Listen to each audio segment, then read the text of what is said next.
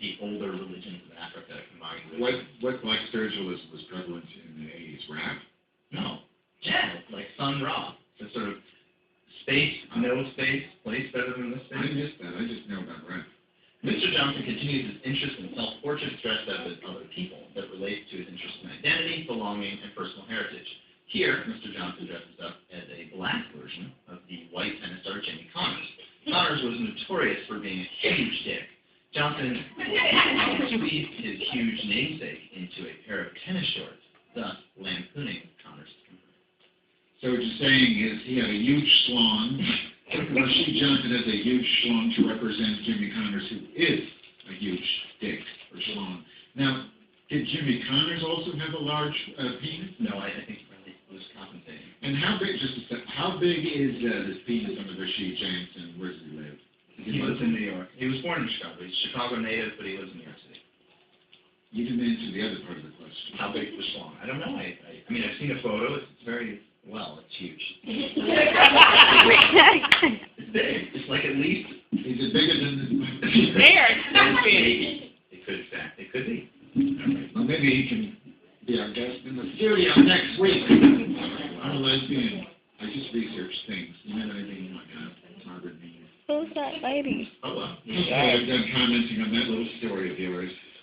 Okay. All right.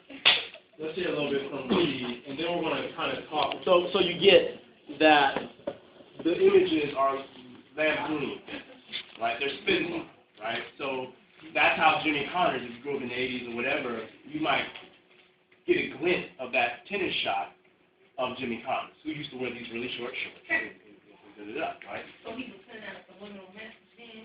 I think it's subliminal. That's not subliminal. Not that. No, not at all. My name is Rashid Johnson. I work for Live Fair in Miami. I take Woodward District, and we're looking at some of my work. So first piece that we're looking at is one piece biochemist from a series of photographs that I call the New Road Anti-Social and Athletic Club. Essentially, they feature men who are posed in clothing similar to that of Frederick Douglass from an earlier portrait at the end of the 19th century, or 18th century. But it features a man in his pose. Why is she drinking beer? When I took the original image, I flipped it, so it becomes kind of a sadistic to the same image. I guess what I'm thinking about is about maybe multiple sensibilities, or what the boys call a double consciousness. So the boys talking about double consciousness, he's describing an idea that you can be both black as one identity and American as a second identity. So that double consciousness is what I'm kind of trying to reach with in this particular image. So a lot of his images are about restaging very popular or well-known images. So the image of Frederick Douglass, this is a Frederick Douglass, obviously, this is a younger man who staged and then played around with that. So you get kind of an interesting spin on it, right? So the more you know, the closer you can really relate. Now, let's get back to the new image that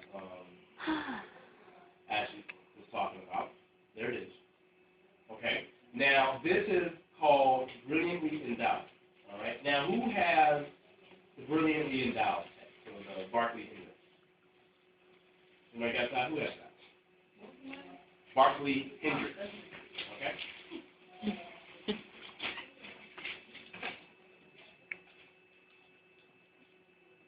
Got it? Yes. Okay.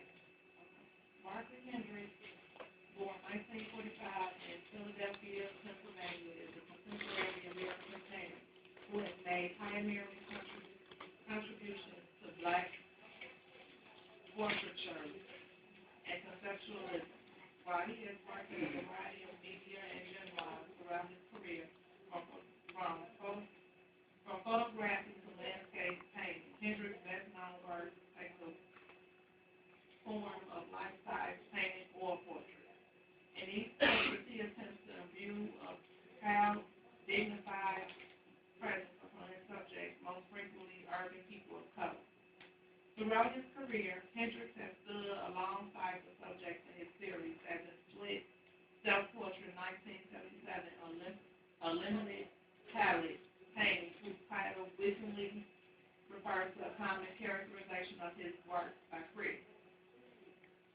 such viewer was Hilton Kramer, who also notoriously described the artist as brilliantly endowed.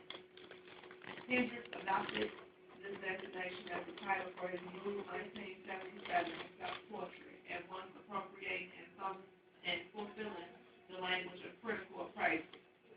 Brilliantly endowed self-portrait depicts the artist as an embarrassment of riches. His body, his adornments, and his skill and rigorous boast as he adopts a knowing and confident pose. At the Studio Museum in Harlem, his painting took its place next to several self-portraits that depict the artist's similarly undressed, including the charmingly vulnerable brown sugar vibe 1970 and the dead-hand icon for My Man, Superman Never Saved Any Black People, Bobby Steele, 1969. In each of these works, he wears not only an array of vaguely shifted toothpicks of doing third legs around his neck, but also his own voice, which renders his nudity a kind of performance including the in so doing, Hendricks contravenes the modernist pictorial injunction against ornament and intervenes in an African American tradition that has often sheathed away from the unclothed body, owing to the violent and anxious stereotypes with which black male sexuality has been hardened for slavery suppressed. So basically, the critic said he wasn't happy with the Barclay Hendricks painting. The painting. Wasn't happy with some of the critical feedback he was getting. And they often said, oh, he's brilliantly endowed, talking about his painting. So he didn't like that feedback. So he kind of spooked it or lampooned it and said, okay, well, I'm going to show you, how brilliant endowed. And so then he did this kind of portrait, and it kind of connects to that. So then Rasheed Johnson does a tip of the hat to him who did something else. See how it all kind of tracks back. The way I got this, I didn't know anything about it. It opened up a whole new thing to me, but it was because I talked to someone and I said, what's the deal with that? And they said, oh, it's a tip of the hat of Barclay Hendricks. So then I looked up the word, I looked at the name, and then this other painting pops up, then there's this other history goes with that, which leads me to another thing. It's kind of like digging in the rabbit hole, right? It keeps delving deeper, which is what I was trying to get from a lot of you guys when you were in the museum, to look a little deeper. So, yeah, you can't just take what's on the wall. You got to go home and do a Google and dig a little deeper. And there's some other interesting things that maybe inform that other painting or image. Now, y'all look around like, hey, I didn't do that. Don't flip out. Done deal. All right. But yeah, that's kind of how that works. All right. And